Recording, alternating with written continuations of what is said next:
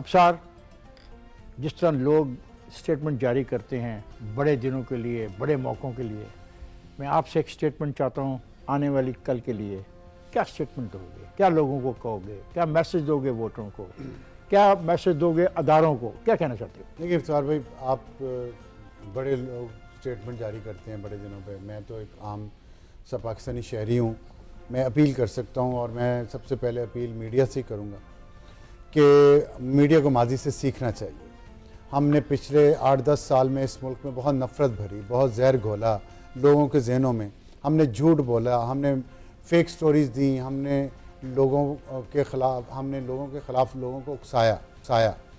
उस पर इंग्लैंड में टीवी चैनल्स बंद हो गए, जुर्माने हुए करोड़ों रुपए के उनको। लेकिन क्या किसी ने कुछ सीखा? आज बैठ के जो रूल ऑफ लॉ की बात कर रहे हैं, जो तबलीग कर रहे हैं कि इस मुल्क में बड़ा जुल्म हो रहा है, इस मुल्क में ऐसा, ये रवायत किसने जन्म दी, किसने इसको मजबूत किया? क्या उनको कुछ शर्म भी आई है? कम अज़ कम माफ़ी मांग लें। और मैं ये भी कहता हूँ उनको फांसी लगा दें, अपनी गलती तो तस्लीम करें। इतना तो इंसान में अखलाकी जुर्रत और बहादुरी होनी चाहिए कि अगर आपने गंद किया है, गलती की है जिससे लोगों की जानें ख़तरे में पड़ी, लोग मारे गए, लोगों की ज़िंदगियाँ ख़राब हो गई, आप कम अज़ कम माफ़ी भी नहीं मांग सकते? आप ये भी नहीं कह सकते कि हमसे गलती हुई। आज हम एक निकाब उस वक्त आपने ओढ़ा हुआ था सहाफ़त का, सब अदारों के लिए कह रहे हो, सहाफ़त का नहीं, मैं इस वक्त मीडिया की बात कर रहा हूँ। अच्छा, कि सहाफ़त का और बहादुरी का, क्योंकि आपके पीछे बाजू था, किसी की सपोर्ट थी और उसके ऊपर चढ़ के आप, मैं उधर भी आता हूँ जिस जहाँ से सपोर्ट थी।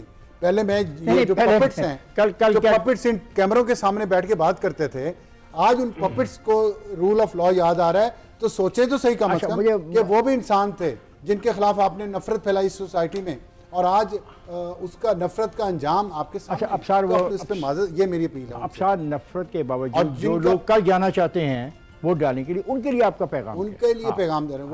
वो भी देखें लोगों के चेहरे कि कल क्या कह रहे थे और आज क्या कह रहे हैं। इनकी दोगली पॉलिसीज देखें, कल किधर खड़े थे, आज किधर खड़े हैं। और जो इनके पीछे थे, जिन्होंने इनको बनाया, जिनके वो जाएं वोट डालने या ना डालने, या इसी बात में जाएं और उनको वोट डालें।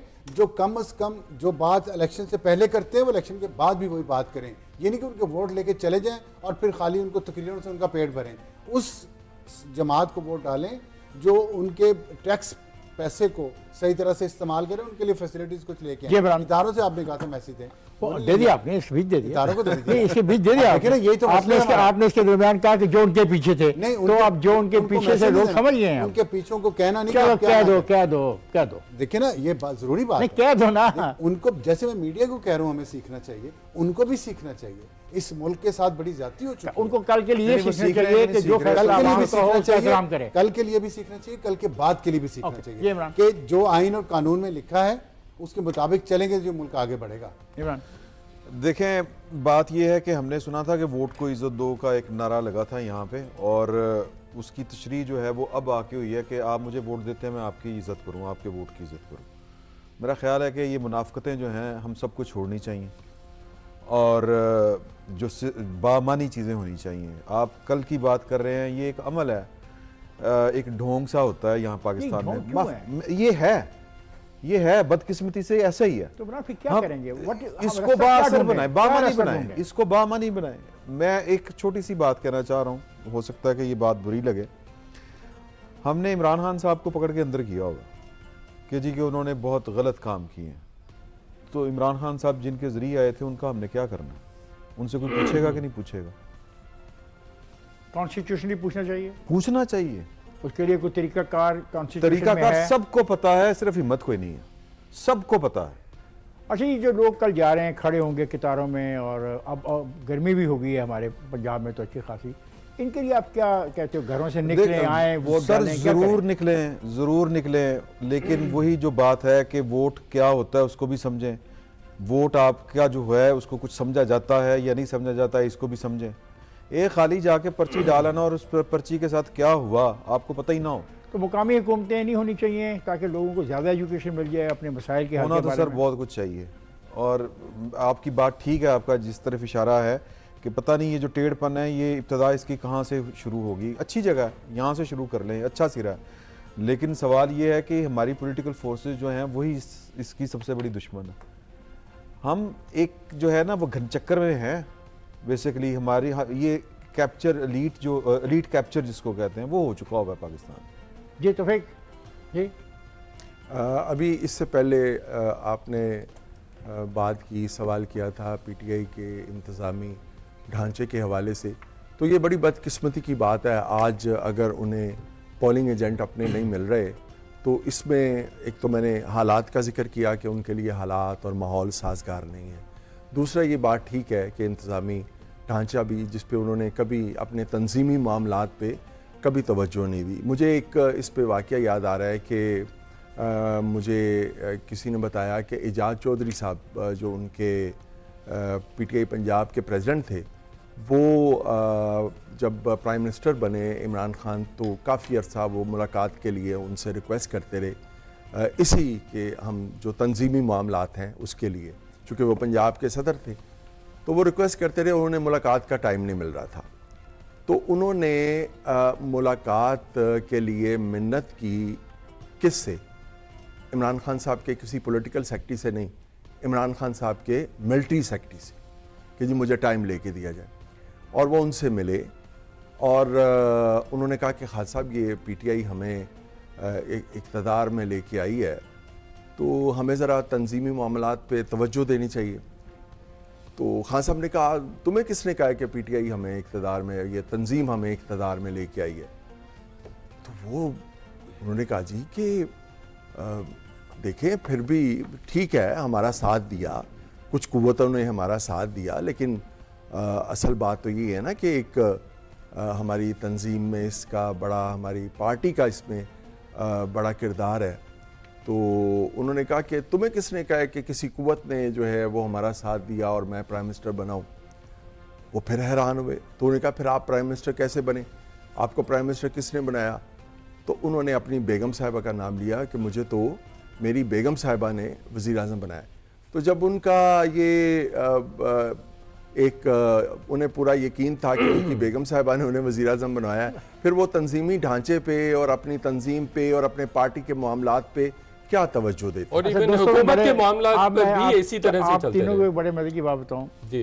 इमरान ने तीनों को वो तो उसका तो वाकई मैं सुनाने लगा हूं। अच्छा ये बताएं ना, बताएं ना। भट्ट साहब ने इमरान को अपने घर बुलाया और इमरान ने वहाँ पे पहली तकरीर की और सुनने वालों में तौफीक भट्ट साहब ने बुलाया, मैं भी फ्रंट सीट के ऊपर बैठा था इफ्तिखार साहब, और बार बार वो मेरी तरफ इशारा करके मुझे मुखातब कुछ चीज़ों पे करते रहे और मैं सोचता रहूँ कि वो इमरान खान और जिस इमरान खान की बात अब बताई इसने कि वो तो एक खातून के हवाले से ही चलता रहा।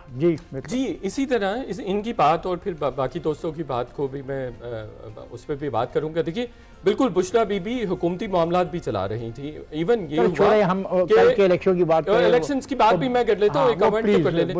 मुख्तलिफ ममालिक के साथ दौरे भी तय होते थे तो बुशरा बीबी अगर उनको मना कर देती थी तो वो उन दौरों पर नहीं जाते थे, यानी 2-2 3-3 महीनों की फॉरेन ऑफिस की मेहनत होती थी वो भी ज़ाया हो जाती थी। एनीवेज टर्न आउट जैसे हम मैसेज क्या जाना चाहिए, देखिए मैसेज ये है कि बिला खौफ व तरद्दुद तमाम लोगों को वोट करना चाहिए, बहुत बड़ी ब्लेसिंग है। और दूसरी बात ये है कि मीडिया में अगेन एक परसेप्शन क्रिएट करने की कोशिश की जा रही है, मीडिया को भी अकाउंटेबल होना चाहिए। जैसे अबसार भाई ने भी कहा कि टर्न आउट अगर ज़्यादा होता है तो इसका फ़ायदा बहुत ज़्यादा शायद इमरान खान को हो सकता है। देखिए 2002 में कोई 41% टर्न आउट रहा, 2008 में 42% रहा, 2013 में 55% टर्न आउट था और 2018 में कोई 52% टर्न आउट था।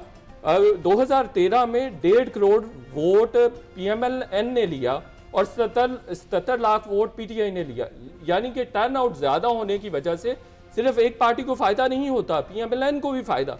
अभी 2.25 करोड़ वोट बढ़ा है 2013 से, अपील वोटर से है कि जो जिस पार्टी को चाहो वोट दो, जी जिसको मर्जी वोट दें। टर्न आउट की एक जो परसेप्शन क्रिएट हो रही है कि शायद उसका बहुत ज्यादा फायदा इमरान खान साहब को हो जाएगा, ऐसा नहीं है, उसका फायदा बाकी जमातों को भी और खास तौर पर नून लीग को भी होगा। दूसरी बात जो क्रैकडाउन की बात की भट्ट साहब ने, देखें हमारे पास एक बहुत बड़ी एक कमेंट ब्रीफ सा कर लेने दीजिए। हमारे पास चैंपियन है ह्यूमन राइट्स और डेमोक्रेसी का, दैट इज अमेरिका। उसने क्या किया 6 जनवरी के जो कैपिटल 14 साल 1023 लोगों को उन्होंने गिरफ्तार किया उन्होंने 485 लोगों को प्रोसिक्यूट कर दिया, और इफ्तिखार साहब स्टीवन रोड्स है जिसको 18 साल की कैद दी है, और फिर 14 साल की एक बंदे को पीटर को सजा दी है। उसका जुर्म पता क्या, उसने सिर्फ पेपर स्प्रे किया है, और जिसने पुलिस मैन का मास्क पकड़ा है ना नीचे किया, उसको 10 साल की सजा दी। वेबस्टर उसका नाम है। यानी हमारे पास एक एग्जांपल, लेकिन आपने बड़ी अहम बात क्या थे, इंस्ट्रक्शन, यहाँ पे बगावत है। आपने बड़ी अहम बात की, मुझे आपसे याद लेके जाना पड़ेगा इमरान, फिर अफसार से हमें इसकी खुसूसी जो अप्रोच है वो लेनी है। जी जी, आपने कहा प्रोसिक्यूशन, इमरान गवाह है कि आप 9 मई की प्रोसिक्यूशन मुकम्मल नहीं कर सके जी, तो ये तो किसी की कमजोरी है, क्यों ये इमरान? हाँ, ये अच्छा, उसमें भी जो हमारे अदारों में बैठे लोगों की पसंद नापसंद थी वो गालिब रही। लोग डर रहे थे कि पता नहीं सुप्रीम कोर्ट में जाएगा मामला, क्या होगा क्या नहीं, चीज़ें लटकती रहीं, और कुछ हमारे जो हैं अहबाब उनके भी मसाइल थे, पॉलिटिकल मसाइल, अभी भी उनके मसाइल हैं अभी जाहिर हैं, जारी हैं, होते हैं, लेकिन डिफरेंट स्टेक होल्डर्स के प्रेशर्स भी थे ना इफ्तिखार साहब। मीडिया का भी प्रेशर होता है कि देखिए मीडिया में डेफिनेटली इमरान खान साहब उनकी पार्टी के लिए बहुत सारी ये है कि जो आपने जिन बनाया था उस जिन को अब आपको लपेटना समेटना जरा मुश्किल है। क्यों सर? देखिए, इसीलिए मैं कहता हूँ जिन बनाए ना बनाए, बेहतर तो यही है। उनको अवाम को बनाने दे, छतों पे फेंक के वो तो ठीक बड़ी सी बात कह रहे कि अवाम को जिन बनाने दे। बिल्कुल बिल्कुल बिल्कुल, इसी बात से तो डरते हैं जिन बनाने वाले कि अगर अवाम का जिन बन गया तो फिर ये तो मुल्क आगे बढ़ जाएगा। मैं तो इस बात पे बिलीव करता हूँ। तो इसमें गलतियाँ होंगी, रास्ते में हादसे भी होंगे, सब कुछ होगा। तो जो जिन बनाया था उसको डिफरेट किया जा रहा है ना, रियासत सपोर्ट वापस ले रही है 9 मई के बाद से, तो इसीलिए क्रिटिसाइज हो जाएंगे। अच्छा, डिफरेट किया है। हमारे असूली तौर के ऊपर हमारी पॉलिटिकल पार्टियों को डायरेक्टली फेस करना चाहिए था इस सारी सूरत हाल को, लेकिन वहां पर वो हमें सुनने को साड़ी गल हो गई, फिर ये साड़ी गल हो गई, ये फिक्रा इतना खौफनाक को इस्तेमाल हुआ। फिर मियां साहब ने, किसको कहा था यार? मियां नवाज शरीफ साहब ने, आप उनकी देखे वो जब से लंदन से यहाँ तक जब आए तो उन्होंने जो कहा था गुजरांवाले के जलसे में, वो उसी पर खड़े हैं। वो कह जी ये सौगात आपकी थी, आप इस जाने, आपका काम जाने। तो मेरा ख्याल ठीक है अकॉर्डिंग टू द कॉन्स्टिट्यूशन। ये इस पे बहस हो सकती है, ये ठीक है कि नहीं ठीक। अच्छा, वो इसको ठीक करने लगेंगे तो कल को फिर किसी और को भी वो ठीक करेंगे। ये इफ्तिखार साहब, जब ये बात होती है ना, फलां ने ये कर लिया, फलां ने, आइडली नहीं होना चाहिए। लेकिन मुझे बताइए, जो पावर पॉलिटिक्स हो रही है ना, अल्टीमेटली तो ऑब्जेक्टिव है कि आपने पावर हासिल करनी, इक़्तिदार में आना है, तो आपके पास ऑप्शंस क्या है? एक पॉलिटिशियन के पास, हमारे जैसे थर्ड वर्ल्ड कंट्रीज, ऑप्शंस ही बड़े कम होते हैं। यही ऑप्शन होता है, अवाम ऑप्शन नहीं है, अवाम ऑप्शन नहीं है। पार्टियां स्ट्रॉन्ग करो, यूनियन काउंसिल की सतह पे पार्टी बनाओ, पार्टियों को लाखों वोटर बनाओ। इस तरफ कौन मोनोपोली ऑफ पावर के साथ नेगोशिएशन होती है ना पूरी दुनिया में। एक मसला ये भी था कि जब ये प्रोजेक्ट डिजाइन किया गया था, तो जिस तरह अफसार साहब ने कहा कि मीडिया हाउस का जो हाउसेस का जो किरदार था वो हमारे सामने है, और वो बाहर उनको जुर्माने हुए, सब कुछ हुआ, यहाँ पे वो जो कर रहे हैं वो आपके सामने है। ये सिर्फ मीडिया में नहीं थे इंडक्शन, हर जगह के अंदर इंडक्शन थे। ये 7वें से लेके 12वें नंबर वाला ऊपर जा रहा है, और किसके कहने के ऊपर जो है वो हाई कोर्ट्स के जज लग रहे हैं। ये सब कुछ इस मुल्क में हुआ है, तो कैसे भी ठीक होगा सर? फिर तो हमारी बातें हैं कि भाई अवाम को इक़्तिदार दो, अवाम को इख्तियार दो, अवाम को पावर दो, अवाम के नुमाइंदों को पावर दो, लेकिन अगर अवाम के नुमाइंदे खुद जाके मुलाकातें करें और फेवर्स मांगे तो फिर ट्रुथ एंड रिकंसिलिएशन कमीशन खुलूस नीयत से होगा, और उसमें अगर खुलूस नीयत नहीं है ना, देखें इफ्तिखार साहब, मैंने सारी उम्र सहाफ़त की है, सिर्फ 2 साल मैं सरकार में गया हूँ, और सरकार में जाके जो मुझे तजर्बा हुआ है ना, वो ये है कि अगर आपका दिल और दिमाग साफ़ हो, आपको कोई आइंस्टाइन बनने की ज़रूरत नहीं है। सिर्फ आपको पता हो कि मेरा इख्तियार इतना है, ये मेरा काम है, ये मैंने करना है, ना मैंने किसी की टांग अड़ानी है, ना किसी को टांग अड़ाने देनी है।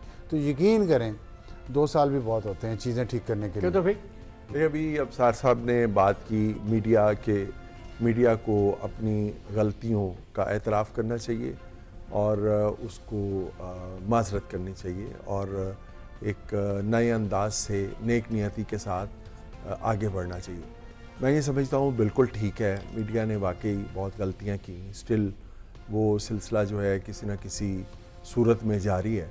लेकिन मैं ये समझता हूँ कि मीडिया के अलावा जो दूसरे इदारे हैं जिन्होंने शायद मीडिया से भी बहुत ज़्यादा गलतियाँ की, बिल्कुल ठीक, उन्हें भी अपनी गलतियों का एतराफ़ करना चाहिए, माज़रत करनी चाहिए। मेरा ख्याल है कि वे फॉरवर्ड जो है वो तमाम लोग, तमाम बड़े फ्रीक उनको बैठना चाहिए और फिर ही सोल्यूशन निकल सकता है। और हमने देखा है हमारे पास तो ऑलरेडी बड़ी प्रेसिडेंट्स है। क्या Bangladesh charter of democracy between all institutions. अच्छा, आइन के होते हुए मेरा ख्याल है इसकी जरूरत नहीं है, आइन के ऊपर अमल कर लें सादा सा। जब साहब बहुत फाइनल वर्ड, आइन से बड़ा सोशल कॉन्ट्रैक्ट बिल्कुल सही बात, डेमोक्रेसी क्या है उसको मान लेना, हम मानते नहीं हैं। 4 पिलर हैं स्टेट के। शुक्रिया।